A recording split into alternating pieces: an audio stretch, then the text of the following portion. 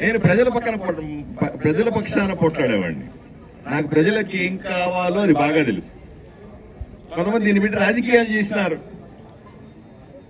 కొంతమంది దీన్ని పక్కదోవ పట్టించే ప్రయత్నం చేశారు, కొంతమంది పోయి విజయవాడలో పెద్దల దగ్గర చాడీలు చెప్పినారు. ప్రజలేం కోరుకోవట్లేదు, పార్సార్థి కోరుకుంటా ఉన్నాడు. నేను ఎవరి కోసం కోరుకుంటాను? మండలాలు చేయడం మా ఇంట్లో పని ఏమన్నా, మా ఇంట్లో పెళ్ళి అదేమన్నా? మండలాలు ప్రజల కోసం చేసేది, నా కోసం చేసేది కాదు. నాకేమొస్తుంది మండలాలు చేస్తే, మండలాలు చేయకపోతే? ప్రజలు సుఖశాంతులతో ఉండాలా, ప్రజలకు పరిపాలన ఉండాలా. పరిపాలన లేకుండా ప్రజలు ఉంటే సాధ్యం కాదు. ఎవరో ఒకరు పూనుకోవాలి, ఎవరో ఒకరు పోట్లాడాలా, ఎవరో ఒకరు దీని గురించి, ఊరి గురించి ఆలోచన చేయాల. తగుదనమ్మాన 5 ఏళ్ళు ఎమ్మెల్యేగా ఓటేశారని అట్లా ఇట్లా ఇట్లా తిరిగి మళ్ళీ ఎన్నికల దగ్గరకు వస్తే ప్రజలకు ఏం చేశారు అర్థం కాదు. ప్రజలకు మంచి చేసిన ఫీల్ కూడా రావాల అని నేను చాలా గట్టిగా చెప్పాను. పలుసార్లు దీని గురించి మాట్లాడడం కూడా జరిగింది. వీటన్నిటి దృష్టిలో పెట్టుకొని ఈరోజు మీరు పేపర్లో చూశారు, ఈరోజు గెజెట్ నోటిఫికేషన్ కూడా విడుదలైంది. ఆదోనిని 2 మండలాలుగా చేస్తాం, ఆదోనిని పెదహరివాణాన్ని మండలంగా చేస్తామని. ఈ సందర్భంగా నేను ప్రత్యేకంగా పెదహరివాణం ప్రజలను అభినందిస్తా ఉన్నాను, మనస్ఫూర్తిగా అభినందిస్తా ఉన్నాను.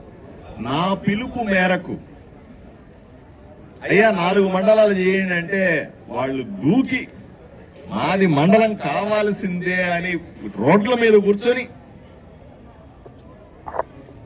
శిబిరాన్ని ఏర్పాటు చేసుకొని నన్ను వాళ్ళ గ్రామానికి పిలిచి వాళ్ళందరూ కూడా, మీకు అంతే తెలుసు, వీళ్ళందరూ కలిసి పెదహరివాణం నుంచి 2-3 బండ్లు వేసుకొని నేను విజయవాడ అసెంబ్లీలో ఉంటూ వచ్చినారు. వీళ్ళు ఆ రోజు వీళ్ళు లోపల తీసుకెళ్ళడం సాధ్యం కాలే. ఒక్కొక్క మంత్రిని బయటికి తీసుకొని వచ్చి, మంత్రులందరినీ తీసుకొని వచ్చి గేట్ల దగ్గర నిలబెట్టి వీళ్ళందరూ పెదహరివాణం ప్రజలతో మాట్లాడింది నిజం కాదు, ఇక్కడే ఉన్నారు, అడగండి. వాళ్ళు పూనుకున్నారు. మనం చెబితే అందుకోవాలి. ఎవరైనా మనం మాట్లాడే మాటల మీద నమ్మకం ఉండాలి. అరే మన కోసం బాధపడుతున్నాడనే ఫీలింగ్ ఉండాలా మీకు. దీంట్లో రాజకీయాలు ఏంది, ఊర్లో దీంట్లో పంచాయతీ ఏంది, దీంట్లో మాకు ఇది కావాలి అది కావాలి. ఊరు బాగుపడాలయ్యా, నా మాట వినండి, ఊరు బాగుపడాలి. వాళ్ళు రోడ్ల మీద కూర్చున్నారు, మీరు ఈ రోజు రోడ్ల మీద కూర్చోవడాన్ని కూడా నేను అభినందిస్తా ఉన్నాను, సంతోషపడతా ఉన్నాను. ఇప్పటికైనా మించిపోయింది ఏమి లేదు, ఇప్పటికైనా మేల్కొన్నారు.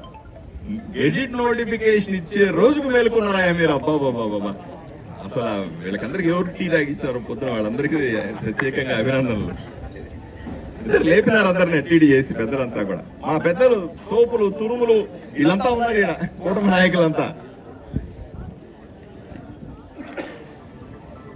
బ్రహ్మాండంగా బాధ్యత తీసుకోవాలి. ఓట్లు వేయించుకున్నప్పుడు ప్రజల వైపు నుంచి బాధ్యత తీసుకోరాయా? పదవులు అనుభవిస్తున్నప్పుడు ప్రజల గురించి పట్టించుకోరాయా?